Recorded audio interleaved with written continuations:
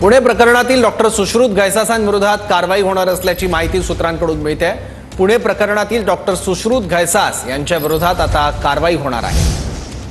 पुणे प्रकरणातील डॉक्टर सुश्रुत घैसास यांच्यावर अनेक आरोप करण्यात आलेले होते।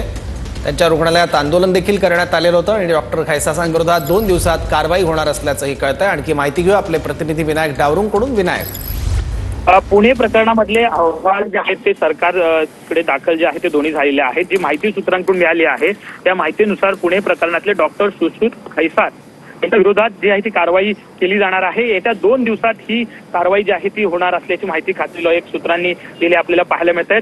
उच्चस्तरीय समित्यांनी धर्मादाय आयुक्तांचा अहवाल सरकारला प्राप्त झालेला आहे। प्रथमदर्शी दोन्ही अहवालामध्ये घैसास दोषी असल्याची माहिती जी आहे ती सूत्रांकडून मिळते आणि त्यामुळे त्यांनी राजीनामा जरी दिला असला तरी त्यांच्यावरती आता कारवाईची टांगती तलवार जी आहे ती असणार आहे। 2 दिवसात येत्या 2 दिवसात ही कारवाई होईल अशी माहिती जी आहे ती खासगी लॉयक सूत्रांकडून मिळालेली पाहायला मिळते। ठीक आहे विनायक, धन्यवाद माहितीबद्दल।